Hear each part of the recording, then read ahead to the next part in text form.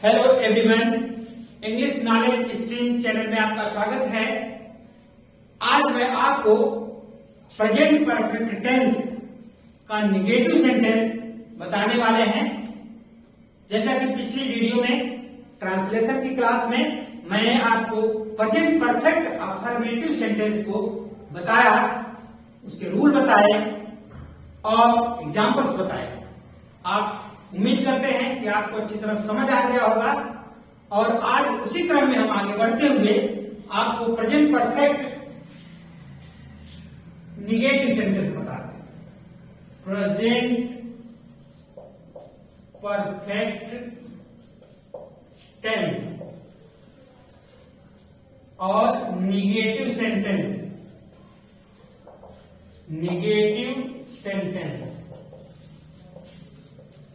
Negative sentence means नकारात्मक वाक्य। इसमें हमेशा नकारात्मकता का भाव झलकता रहता है। तो इसके जो रूल हैं हम आपको बताते हैं। रूल नंबर 1 कि कर्ता और इसके साथ है। मैंने आपको बताया है अफर्मेटिव में किसके साथ हैज लगता है और किसके साथ हैव लगता है। फिर क्रिया का थर्ड पार्ट, उसके बाद कर्म, उसके बाद अन्य। यहां पर क्योंकि निगेटिव सेंटेंस है तो है और है के बाद हम नॉट लगाते हैं। नॉट का प्रयोग है और है के बाद होगा। तथा दूसरा रूल आप देख लें कि कभी नहीं के लिए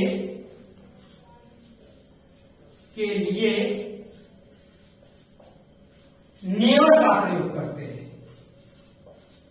नेवर का प्रयोग करते हैं तो हो जाएगा कर्ता हैज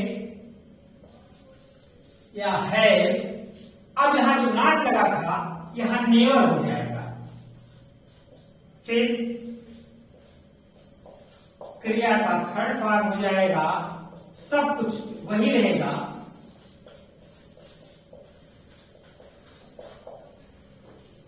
देखिए, जब हम सेंटेंस का अनुवाद करते हैं तो सेंटेंस तो उसमें कर्ता, क्रिया और कर्म ही रहता है। 3 ही शब्द रहते हैं। परंतु कभी कभी सेंटेंस आपके बड़े हो जाते हैं तो उसके कुछ रूल्स हैं कि अगर बड़े सेंटेंस आते हैं तो हम कैसे उसको करते हैं। जैसे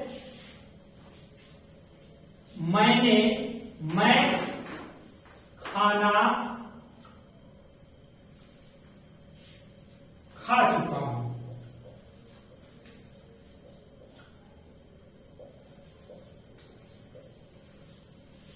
इसका जो वाक्य आप अनुवाद करेंगे तो मैं खाना खा चुका हूं तो आई है, ये अफर्मेटिव है। और जब निगेटिव आएगा तो मैं खाना नहीं खा चुका हूं तो मैं खाना नहीं खा चुका हूं या नहीं खाया हूं तो आई हैव नॉट टेकन या ईटेन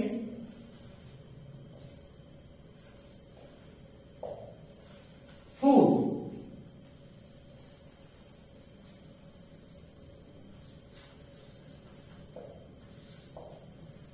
अब इसमें सब्जेक्ट है, वर्ब है, ऑब्जेक्ट है। मैं वह खा चुका है, वह नहीं खा चुका।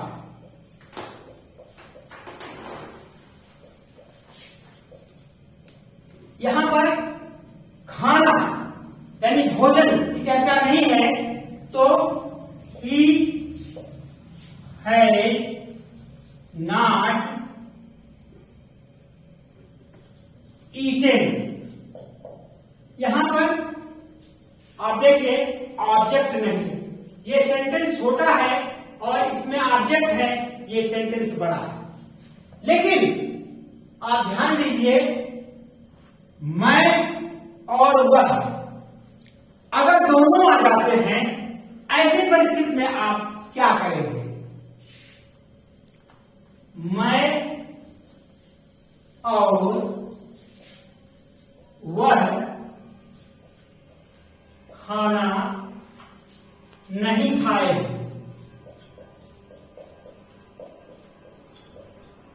ध्यान दीजिए, अब मैं और वह ये दो पर्सन अलग अलग हैं। एक फर्स्ट पर्सन में है और दूसरा ये थर्ड पर्सन में है, और ये दोनों मिलेंगे तो प्लूरल हो जाएंगे, बहुवचन हो जाएंगे।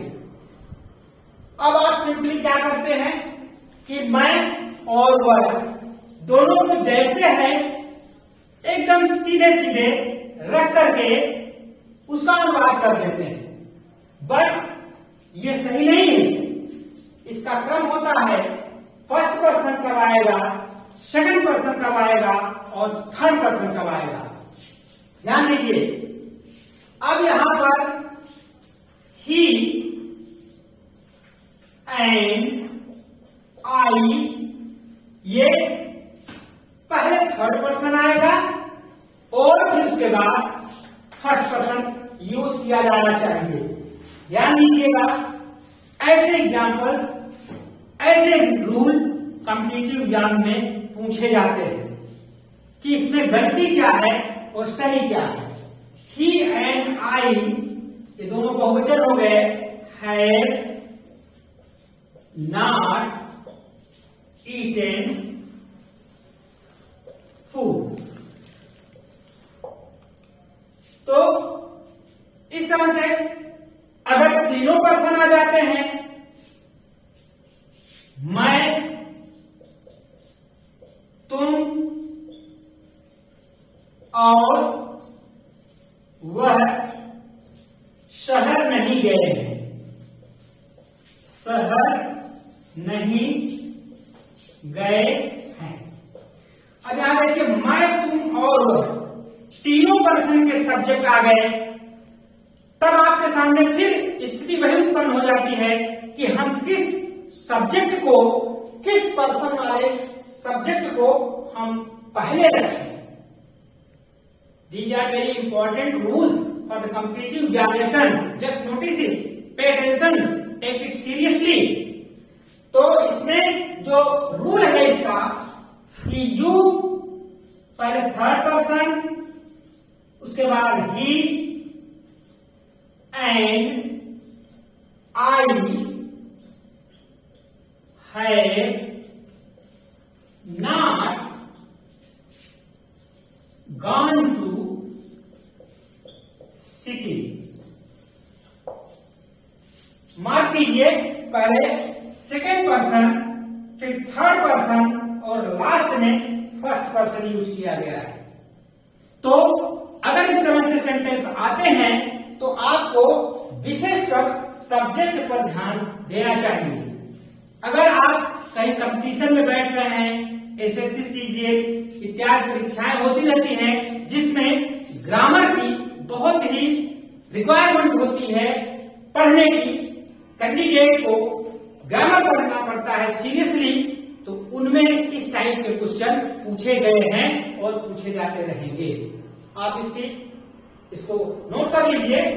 हम आपको और आगे बताते हैं, कुछ और रूल्स हैं कैसे करना है। हम इसको इरेज कर देते हैं। अब अगला जो एग्जाम्पल है उसमें आप देखेंगे कि तुम और वह इस वर्ष परीक्षा नहीं दी हो।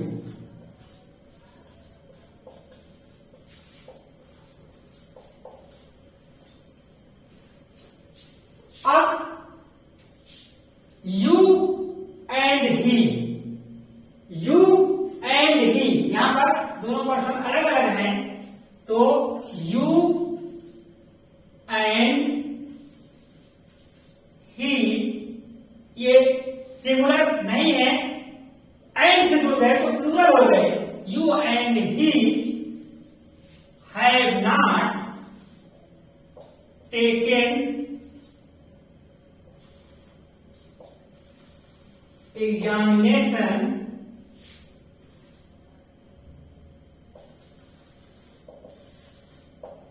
This year. यहां पर देखिए ये सेकेंड पर्सन और थर्ड पर्सन, इनका जो सीक्वेंस होता है पहले सेकेंड पर्सन आता है, उसके बाद थर्ड पर्सन आता है। तो यहां ध्यान दीजिए, परीक्षा देना, टेक एग्जामिनेशन माने होता है परीक्षा देना, और गिव एग्जामिनेशन माने होता है परीक्षा लेना। ध्यान दीजिएगा। उसके बाद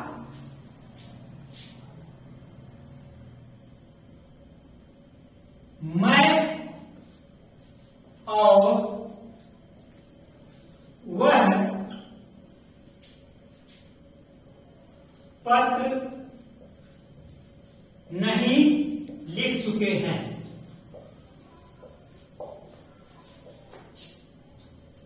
तो यहां पर ही पहले होगा third person, he and I have not written the letter. यहां पर ही एंड आई, पहले थर्ड पर्सन फिर फर्स्ट पर्सन, बट दोनों मिला करके ये प्लूरल हो जाते हैं। इस तरह से आप अगर देखेंगे कि अगर पर्सन डिफरेंट हो तो उनका जो रूल ऑफ सीक्वेंस है उसको ध्यान में हमेशा रखिए, क्योंकि जो कॉम्पिटिटिव एग्जाम्स में होते हैं हिंदी नहीं लिखी जाती है, वो सीधे सीधे इंग्लिश में लिखी जाती है और उसमें पूछा जाता है कि इसको correct the following sentences, in sentence में को करेक्ट कीजिए। तो वो चीज है। अब वाक्य बड़ा कैसे होता है? कर्ता, कर्ता आप जानते हैं सब्जेक्ट जो होता है बड़ा भी होता है। सब्जेक्ट समांतर लोग सोचते हैं एक अक्षर का होता है, सॉरी एक वर्ड का होता है, लेकिन सब्जेक्ट बड़ा भी हो जाता है। जैसे वह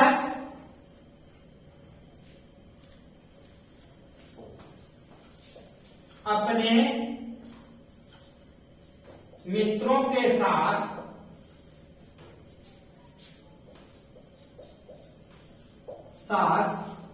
मैच नहीं देख चुका है।